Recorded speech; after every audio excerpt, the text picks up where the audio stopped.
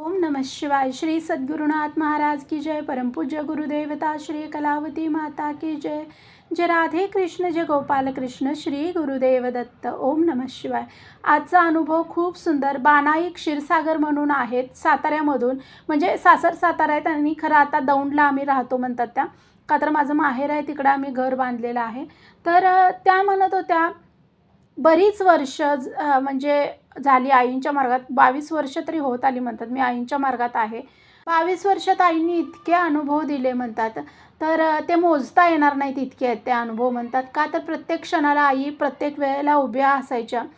आणि त्या म्हणतात ज्या वेळेला मी नवीन नवीन लग्न झालं माझं, त्यावेळेला सासरचे फार लोक खाष्ट होती म्हणतात। आणि सासूबाई पण फार कडक होत्या, सासरे पण फार कडक होते। घरात आमच्या शिस्त फार म्हणतात, आणि माहेरात मला तेवढी शिस्त नव्हती। त्यामुळं इथं सासूबाई आल्या म्हटलं की माझं किचनमध्ये आले की काहीतरी बिघडलेलं असायचं म्हणतात त्या, का तर ते असे माणसं समोर असली की बऱ्याच वेळेला आपण गोंधळून जातो आहे। आणि मग त्या असंच तसंच असं सगळं बडबडायच्या म्हटल्या।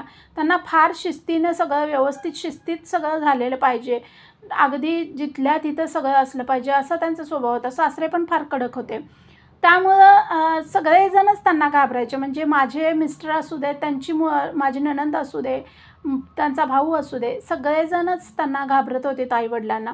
आणि शेवटपर्यंत त्यांचा तो दरारा तसाच होता। वाईट अशा नव्हते म्हटलं म्हणजे त्यांनी खूप वाईट येतच नाही, पण ते फार शिस्तप्रिय होते। त्यामुळं मग घरात म्हणतो ना आपण, अति पण डिसिप्लिन असेल किंवा तरी पण ते खूप चांगलं नाही म्हणतात। म्हणजे शिस्त असली पाहिजे, पण ते फार अति नसावं की पुढच्या माणसाला खूप त्रास होतो त्या गोष्टींचा।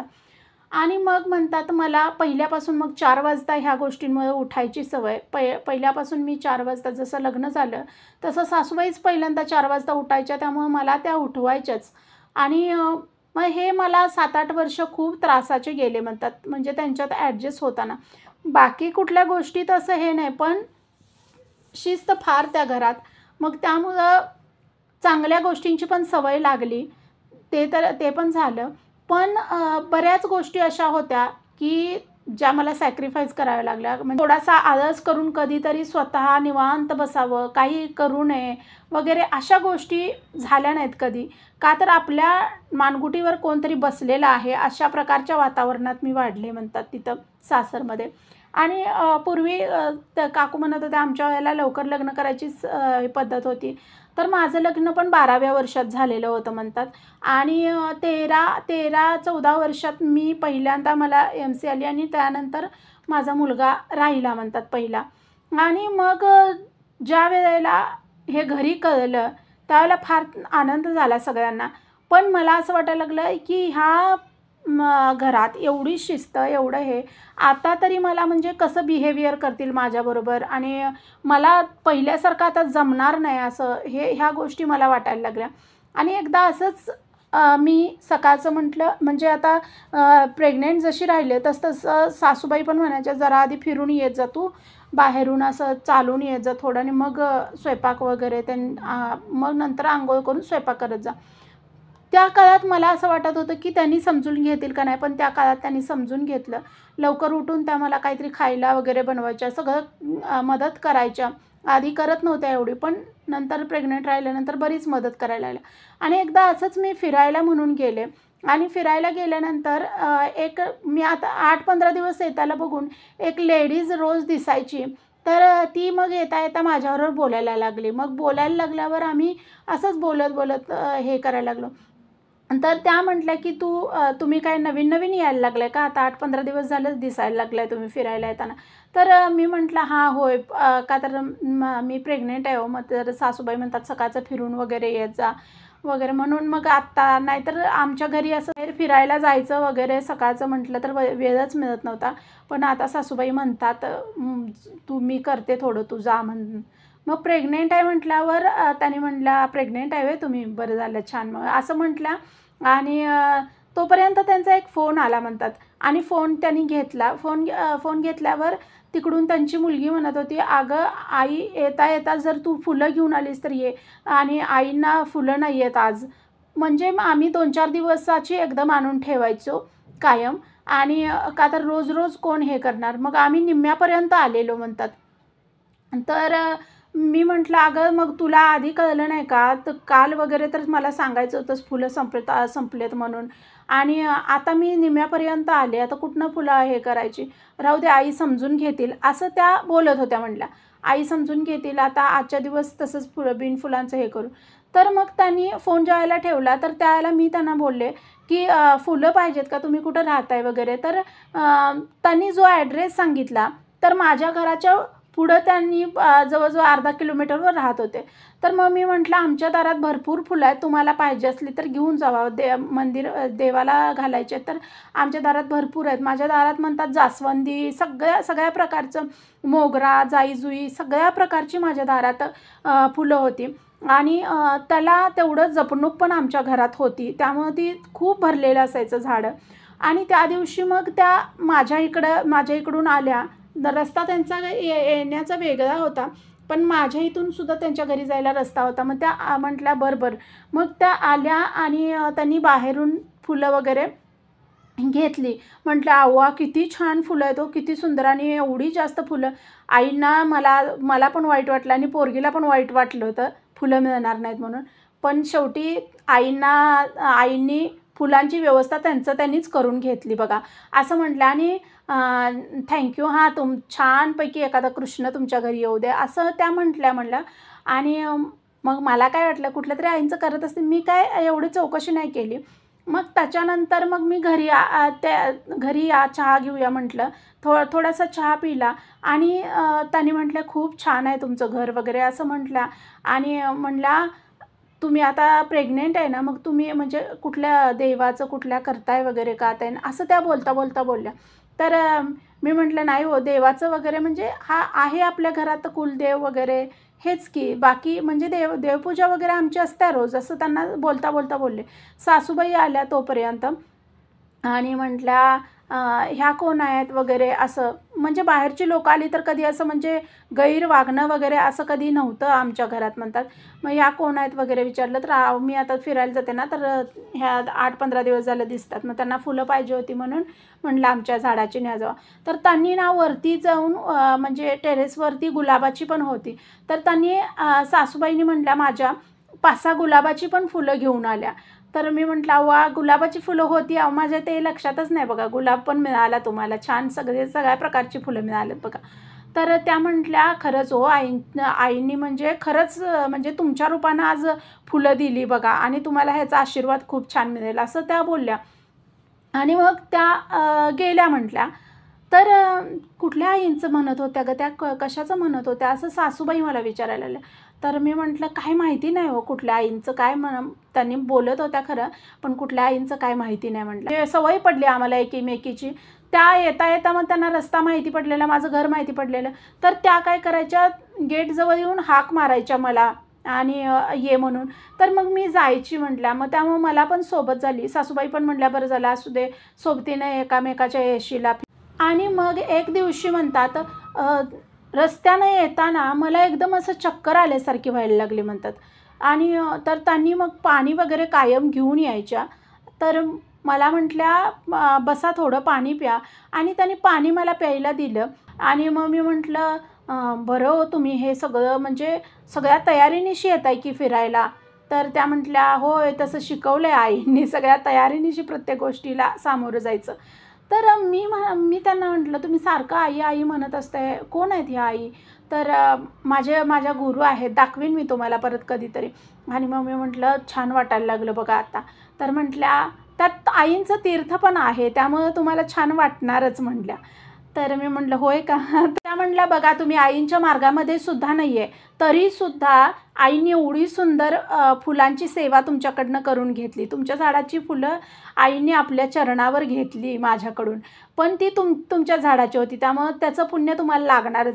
आणि आईंना आज बघा कुठल्या निमित्तानं आईंचं तीर्थ तुमच्या पोटात गेलं आणि तुम्हाला खरंच मी सांगते, मला आता म्हणजे त्यावेळेला मला 4था-5वा महिना होता.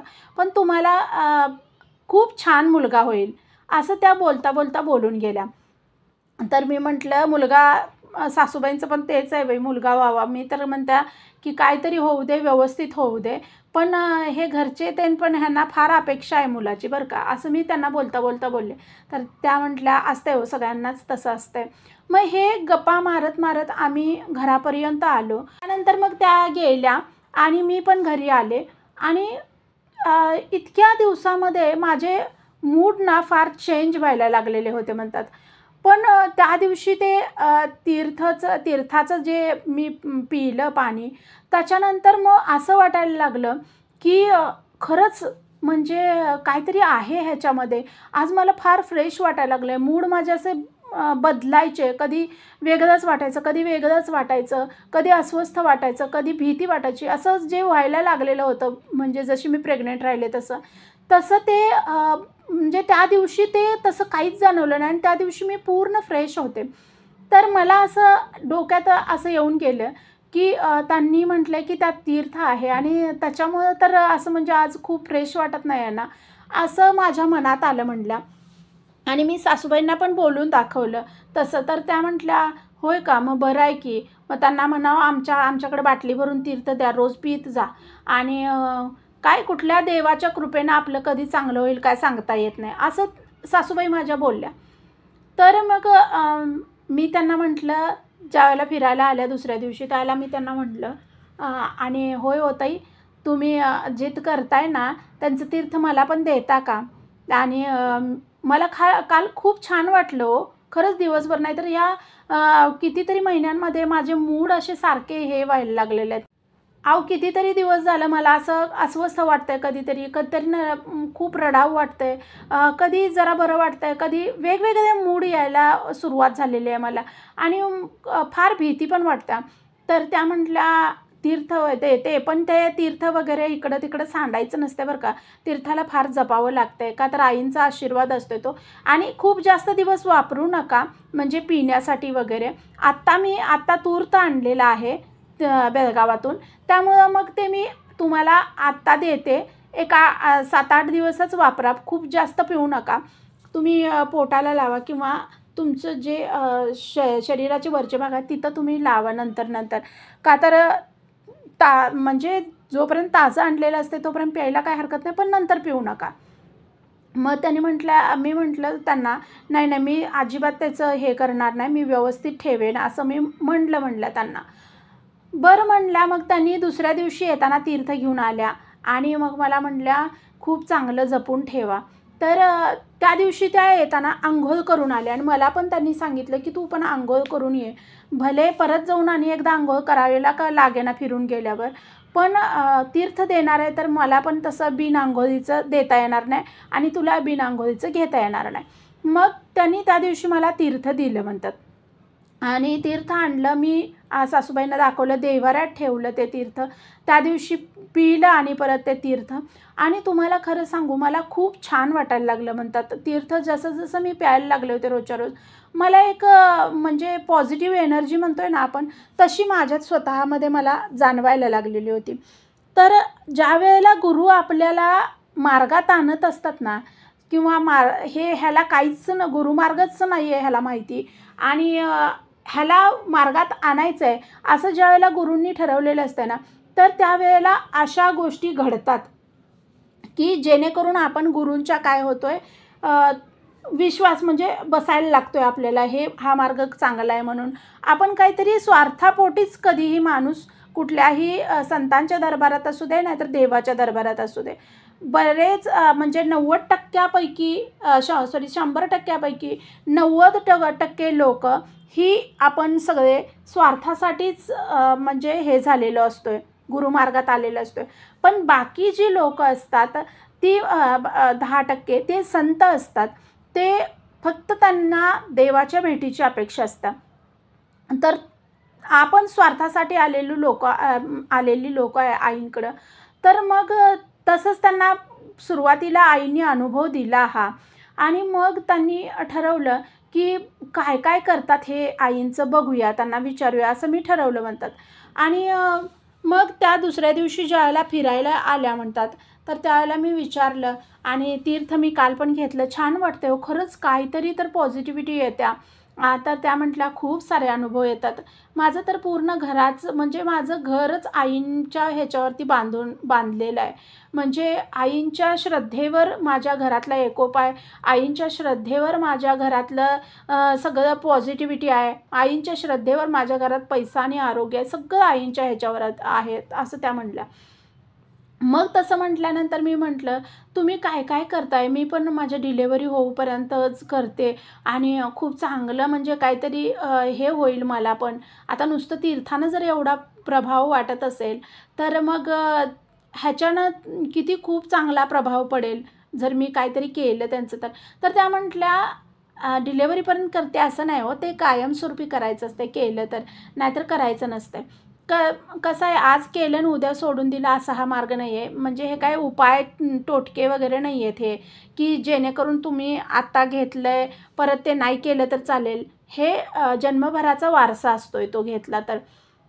मग त्या म्हटल्या, "होय काय?" मग मी म्हटलं, "होय काय? बरं." मग मग विचार करते म्हटल्या. त्यांना म्हटलं, "मी विचार करते." आणि मग मी त्या दिवशी घरी आले आणि मग ते सासूबाईंबरोबर जेवता-जेवता मी बोलले. त्यांनी असं म्हणत होत्या. तर सासूबाई म्हटल्या, "नको गं बाई, गप्प बस," म्हटल्या. "काय तसलं काय नको आणि जर तू रेग्युलर कायमस्वरूपी मरेपर्यंत करणार आहेस का? करणार असलीस तर आमची काही हरकत नाही. तुमचं तुम्ही तुमच्या पद्धतीनं बघा. आयुष्यभर करणार असला, तुम्हाला होणार असलं व्यवस्थित, तर मग तुम्ही निर्णय घ्या," म्हणले नवरा-बायको. तर "तुझ्या नवऱ्याला पण विचार आणि तुमचं तुम्ही ठरवा," असं सासूबाई ज्यावेळेला बोलल्या, त्यावेळेला त्या दिवशी संध्याकाळी येता-येता माझ्या मिस्टरांनी म्हणतात, की खायला वगैरे घेऊन आलेले होते. त्या मला ना भुईमुगाच्या शेंगा असतात ना, तसल्या फार का माहिती नाही म्हणतात खाऊ वाटायच्या. तर त्यांनी त्या दिवशी त्या घेऊन आलेलं होतं. आणि मग त्या शिजवल्या आणल्यानंतर आणि ते भुईमुगाच्या शेंगा जसं मी फोडत होते, तसं काय माहिती काय झालं, मला त्या शेंगाच खाऊशा वाटेनात. म्हणजे आज शेंगा त्यांनी आणल्या, पण ते खाऊसच वाटेनात. मग माझ्या सासूबाई म्हटल्या, "हे असं असतंय बघ, ह्या आत्ता हे खाऊ वाटणार तुला, ते आणलं की ते खाऊ वाटणार नाही परत. मग आता असू दे, 4 खा तसेच," असं म्हणल्या त्या. आणि मी खाल्ल्या ते शेंगा आणि का कुणास ठाऊक पोटातच फार दुखायला लागलं. आणि पोटात दुखायला लागल्यावर मी म्हटलं, "का उगीच खाल्ल्या हो, मला आधीच मूडच नव्हता आणि मी उगाच शेंगा खाल्ल्या." आणि मग माझ्या पोटात दुखायला लागल्यानंतर सासूबाई म्हटल्या, "तो अंगारा लाव जा, ते तीर्थ लाव जा पोटाला वगैरे जरासं." आणि मग माझ्या लक्षात आलं, म्हटलं, "होय, जर लावून बघूया." आणि मी तीर्थ लावलं आणि एक 15-20 मिनिटात माझं पोटाचं दुखणं थांबलं. आणि मला फार आश्चर्य वाटलं. मी मग सासूबाईंना म्हटलं, "पोट थांबलं अहो माझं आणि खरंच हा मार्ग एवढा चांगला आहे, तर करायला काय हरकत आहे आयुष्यभर?" तर सासूबाई म्हटल्यात, "मी आधीच सांगितलेलं आहे, तुम्हाला जे करायचं ते करा दोघा नवरा-बायकोंना. जन्मभर करता येत असलं, तर तुमचं तुम्ही तुमचा निर्णय आहे." आणि मग दुसऱ्या दिवशी मी ज्यावेळेला फिरायला गेले, त्यावेळेला त्या आल्याच नाहीत काकू.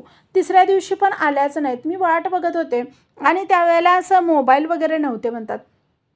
मग त्यामुळं मी 2-4 दिवस त्यांची वाट बघत होते आणि 5व्या दिवशी त्या अचानक आल्या म्हणल्या. तर मी म्हटलं, "का हो तुम्ही इतकं दिवस झालं का आला नाही?" तर त्या म्हटल्या, "अहो, आईंची पुण्यतिथी होती ना, मग माझे 4-5 दिवस घरातलं आणि मंदिरात पण जायचं. मग ह्याच्यात खूप आईंच्या पुण्यतिथीच्या वेळेला घरी पण आमच्या भजन पण ठेवतोय आम्ही. बोलवणार होते मी तुम्हाला, पण मला झालं नाही. मग तिथल्याच थोड्याशा बायका घेऊन आम्ही पुण्यतिथी साजरी केली वगैरे," असं त्यांनी सांगितलं. म्हटलं, मी करू शकेन का हो? किती किती म्हणजे वेळ लागतोय हे पूजा वगैरे तुमची करायला ते?" तर त्या म्हटल्या, की करणं हे सुद्धा आईच करून घेतात. आपण काहीतरी करत असलो ते सुद्धा आईच करून घेतात. प्रार्थना करायची आईंना आणि सुरुवात करायची. बाकी सगळं त्यांचं त्यांनी बघून घेतात. मग मी म्हटलं, "काय जे सोपं असेल ना, ते मला आधी द्या. म्हणजे मला एक आवड निर्माण व्हावी ते म्हणून असं थोडंसं सोपं असलं तर मला काहीतरी द्या." तर त्यांनी म्हणतात त्यावेळेला मला त्रिवेणी संगम, बाग आणि गोपाळकाला हे जी पुस्तकं आहेत आपल्या आईंची प्रकाशनं, ती वाचायला दिलेली होती म्हणतात. आणि त्याच्यानंतर हे पण आणलं, बालोपासनेचं पुस्तक पण आणलं. ह्यातलं थोडं-थोडं वाचत जावं म्हटले आणि माझ्याकडे आहेत वेगवेगळी प्रकाशनं, परत तुम्हाला वाटलं इंटरेस्ट तर मी तुम्हाला आणून देईन. त्याने म्हटलं गुरुवारपासून सुरुवात करा तुम्ही. मग मी म्हटलं ठीक आहे. मग 2-3 दिवसानं गुरुवार येणार होता, तर मी गुरुवारपासून सुरुवात केली. बालोपासना गुरुवारी पहिल्यांदा म्हटली आणि एक माळ जप केला वगैरे आणि ते पुस्तकं एक एक पान वाचलं म्हटलं. एवढं मी केलं पहिल्या दिवशी. 5-6 महिने खूप चांगले होते. तर डिलेवरी वगैरे सगळी व्यवस्थित झाली माझी. मुलगा झाला मला आणि खूप चांगलं सगळं हे झालं. मग डिलेवरी झाल्यामुळं माझं फिरणं बंद झालं. त्यामुळं त्या ताईंसोबत जे जात होते मी, तर ते पण सगळं बंद झालं म्हटल्या आणि त्यांचा पण माझा पण कॉन्टॅक्ट कमी झाला.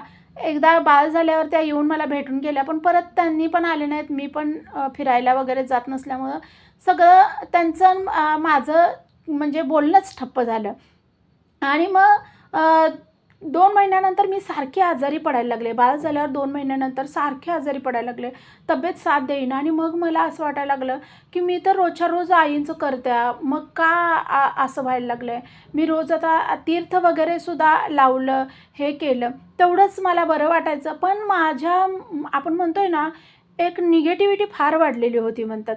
का माहिती नाही, पण डिलेव्हरीनंतर काय झालं होतं कुणास ठाऊक. मी आजारी पडत होते सारखी, त्यामुळं मला सगळे वाईटच विचार मनात यायचे, चांगले विचारच मनात येत नव्हते. तर मी म्हटलं आणि सासूबाईंना, मी आईंचं पण रोजच्या रोज करते. बालोपासनं कुठलाही नेम जसा पाळायचा आहे तसाच मी पालन करायला लागल्या. तर माझ्या सासूबाईंना तर त्यातलं काही कळत पण नव्हतं. पण त्यांच्या तोंडातून आपसूक गेले म्हणल्या, की असतंय गं असं कधी म्हणजे एखादी गोष्ट आपल्याला चांगली मिळाली, तर देव आपली परीक्षा पण बघतोय ना नंतर, की म्हणजे आत्तापर्यंत मी चांगलं केलं म्हणून तुला म्हणजे तू माझं करतेस. बरं आता वाईट वेळ दिली तरी पण तू करतेस का सोडतेस? असं म्हणत असतील देव. असं देवाचं असतंय बघ. मग तसंच काहीतरी ह्यात असेल, असं सासूबाई बोलल्या माझ्या. आणि मग मला वाटायला लागलं, की खरंच असं असेल का? मग आता त्या ताईंना भेटल्याशिवाय तर मला काहीच कळणार नव्हतं म्हणतात. आणि मग सासूबाई बोलल्या ते पण पटलं, की चांगले दिवस आल्यावर तू माझं करणार. पण जर समजा त्यातनं वाईट दिवस आले तर तू मला सोडतेस काय? हे बघायचं असेल कदाचित आईंना. मग मी ज्यावेळेला असं पुढं 2-4 महिने झाल्यानंतर थोडंसं एक दिवशी मग थोडं आज जरा बेटर वाटतंय असं वाटायला लागल्यानंतर मी फिरायला जायचं ठरवलं. थोडं म्हटलं जाऊन येऊया. तर मी सासूबाई बघायच्या माझ्या बाळाला वगैरे 1 तासभर मी जाऊन येऊपर्यंत. मग त्या म्हणतात, की मी गेले फिरायला एक दिवशी आणि त्या दिवशी काय त्या ताई दिसल्याच नाहीत मला. त्याच्यानंतर मी सलग 2-4 दिवस जात होते, पण त्या दिसत नव्हत्या आणि अचानक मग 5-6 दिवसांनी दिसल्या. तर मी म्हटलं, अहो मी रोज येते, तुम्ही येत नाही का आता फिरायला वगैरे? तर त्या म्हटल्या, नाही गं, काहीतरी कार्यक्रम वगैरे आईंचे असले का नाही, मग मी मंदिरात वगैरे जायचं असलं, मग घरी पण काहीतरी आपण करतोय, तर त्यामुळं मग हे झालं नाही म्हटल्या. आता आणि त्यांना बोलता मग मी बोलले, बाळ झाल्यापासून फार माझी तब्येत सारखी बिघडायला लागल्या हो. तर त्या म्हटल्या आणि मी सगळं आईंचं नियमाप्रमाणे तुम्ही जसं सांगितलं मी आधीपासून जो नेम चालवायला त्याप्रमाणे करतोय. तर त्यांच्या पण तोंडून आपसूक एकदम गेलं म्हणल्या, की अगं कसं आहे माहिती आहे का, आता तू आईंच्या मार्गात आलीस. आता असं नाही आहे की तू आईंच्या मार्गात नवीन आहेस. आता तू आईंच्या मार्गात आलेली आहेस. आईंनी तुला चांगले अनुभव दिलेले आहेत. तर आता परीक्षेचे पण दिवस येतात, की समजा वाईट दिवस आले, तर तू मागं फिरतेस का? किंवा तू सोडतेस का? आणि मला एकदम आश्चर्य वाटलं म्हणल्या, की हीच गोष्ट सासूबाई पण बोलल्या, की वाईट दिवस आल्यावर सोडतेस का बघायला परीक्षा असेल आणि ह्यांच्या तोंडून पण तेच गेलं. आणि मग मला असं वाटलं, की खरंच ही गोष्ट अशीच असणार आहे. मग मी म्हटलं, जर तसं असेल ना म्हटलं, तर मग म्हटल्या मी डबल सेवा करीन आईंची मग. तर त्या म्हटल्या, खरंच भारी बघ, मला तू माझ्या मनातलं बोललीस. खरंच भारी. तू आणखी एक सेवा घे करायला. कुठलीही घे, पण आणि एक उपासना करायला घे, की तू पाहिजे तर मंदिरात येऊन कर. नसेल तुझ्या घरी पण आता खूप कामं वगैरे असतात, हे असतंय. तर ते मंदिरात जरी तुला हे होत नसलं, सासूबाईंची परवानगी काढ, जा म्हटल्या तर मंदिरात ये आणि प्राथमिक सेवा घे, मला असं वाटतंय त्या म्हणल्या. प्राथमिक सेवा घेतलीस तर छान होईल. तर मग मी म्हटलं बरं ठीक आहे, विचार करते म्हटलं. आणि मग नंतर माझ्या मनात आलं, प्राथमिक सेवा घेऊया आपण आठवड्यातनं एकदा.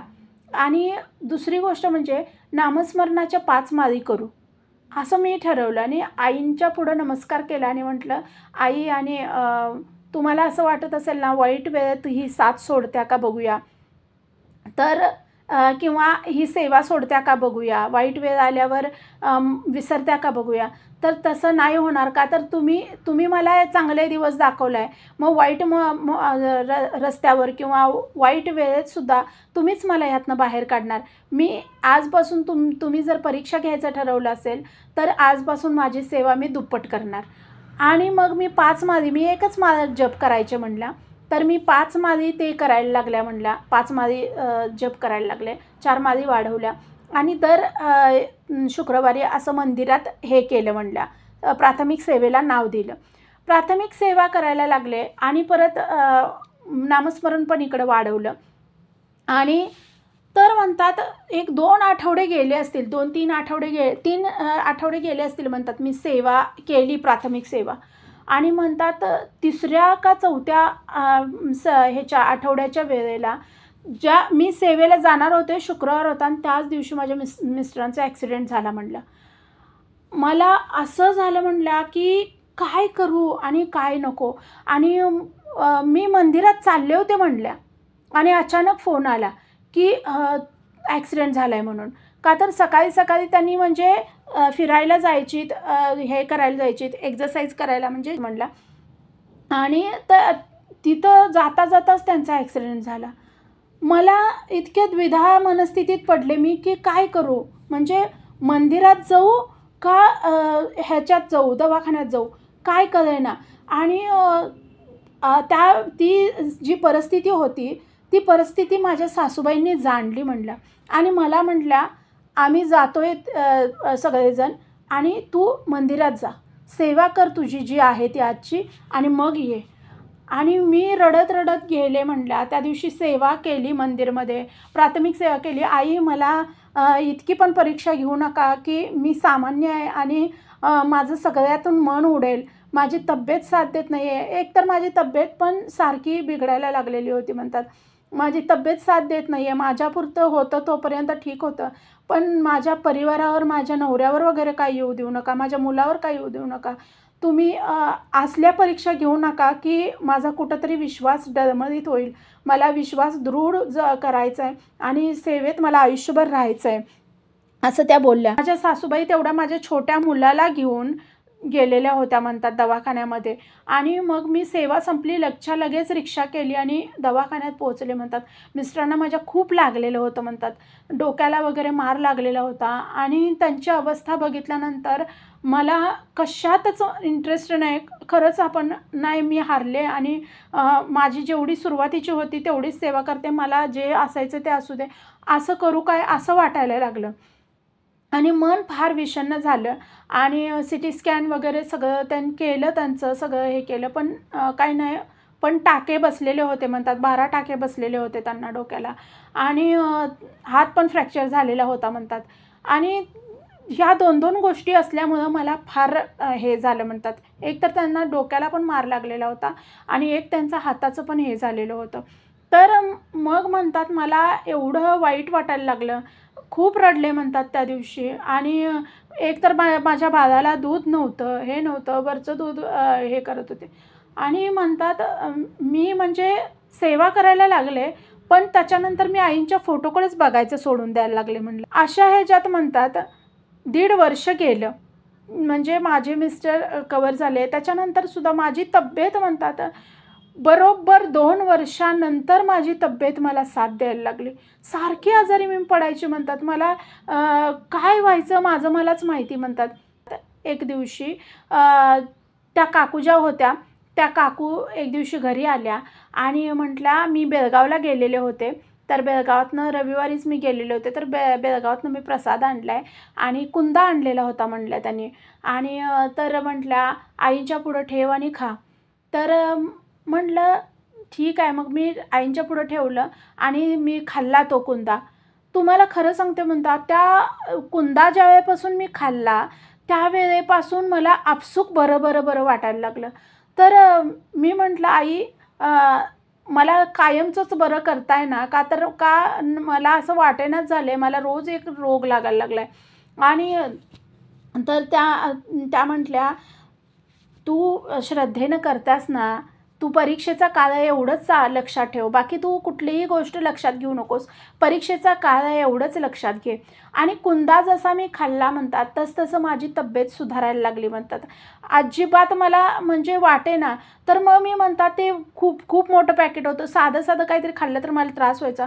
पण रोज मी आईंच्या पुढं त्यातला कुंदा वाटीभर काढून ठेवायची, सगळ्यांना द्यायची आणि मी पण खायची तो कुंदा. आणि तुम्हाला खरं सांगते म्हणतात, आईंचा महिमा एवढा अगाध आहे. 2 वर्ष मला खूप त्रासाचे गेले बाळ झाल्यानंतर. आणि माझ्या मुलाकडे सुद्धा तेवढं मला लक्ष देता आलं नाही. जेवढं माझे सासूबाईंनी केलं त्याचं, तेवढं मी काही केलं नाही म्हटलं.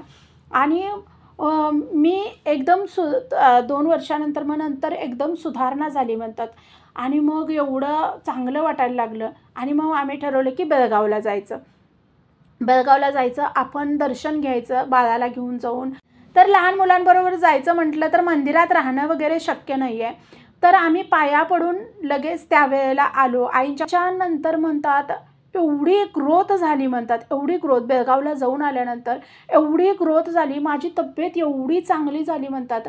म्हणजे अगदी पूर्ण निरोगी झाल्यासारखं झाले मी. बेळगावला आम्ही जाऊन आलो म्हणतात. आणि बेळगावला जाऊन आल्यानंतर 3ऱ्या महिन्यात मला त्यावेळेपासूनच छान वाटायला लागलं होतं म्हणतात. मी फिरायला पण रेग्युलर चाललेले होते. का त्या ताईंची माझी पण सारखी भेट व्हायला लागलेली होती. आणि मग म्हणतात की 3ऱ्या महिन्यात बरोबर ज्या आम्ही गुरुवारी गेलेलो होतो बेळगावला म्हणतात, 3ऱ्या महिन्याच्या बरोबर गुरुवारी तुम्हाला काय सांगू म्हणतात, माझ्या मिस्टरांना फार मोठी अपॉर्च्युनिटी आली. आणि त्यांनी जॉईन पण केलं म्हणतात. आणि खूप चांगलं म्हणजे मला वाटलं नव्हतं म्हणतात, की एवढं छान अपॉर्च्युनिटी मिळेल. त्या कंपनीमध्ये त्यांनी खूप वर्ष त्यांनी हे केलेलं होतं. म्हणजे स्वप्न होतं त्यांचं, की मला ही अपॉर्च्युनिटी पाहिजे. आणि ती अपॉर्च्युनिटी त्यांना मिळाली म्हणतात. खूप पैसा मिळवला माझ्या मिस्टर. आणि दौंडला म्हणतात फक्त आमच्या जीवावर सासू-सासऱ्यांचा एकही पैसा न घेता दौंडला आम्ही मोठा प्लॉट घेतला. 2.5-3 गुंठ्याचा प्लॉट आहे म्हणतात माझा. म्हणजे 2.25 गुंठे असं प्लॉट आहे म्हणतात. आणि खूप मोठं घर तिथं बांधलं. म्हणजे जे सासू-सासऱ्यांचं तर आपलं असतंय, पण आपण स्वतःच्या ह्याच्यावरती आपल्या नवऱ्याच्या ह्याच्यावरती जे असतंय ना, ते खूप भारी असते म्हटलं. मग ते आम्ही कितीतरी वर्ष असं हेच केलेलं होतं म्हणतात, भाड्यानंच दिलेलं होतं. आणि मग पण खूप सुंदर बांधलेलं होतं त्यावेळेला पण. त्याच्यानंतर आम्ही मोठं केलं म्हणतात. मग सासूबाई पण माझे वारल्या. आणि सासूबाई वारल्यानंतर मग आम्ही दौंडला शिफ्ट झालो म्हटलं आमच्या सासऱ्यांना वगैरे घेऊन. आणि सासरे पण नंतर गेले म्हणतात. पण सगळ्या गोष्टी आईनी खूप, त्याच्यानंतर एक मुलगी झाली मला. आणि खूप सगळ्या गोष्टी मस्त होत गेल्या. आणि अधूनमधून परीक्षा असतात, नाही असं नाही म्हणतात.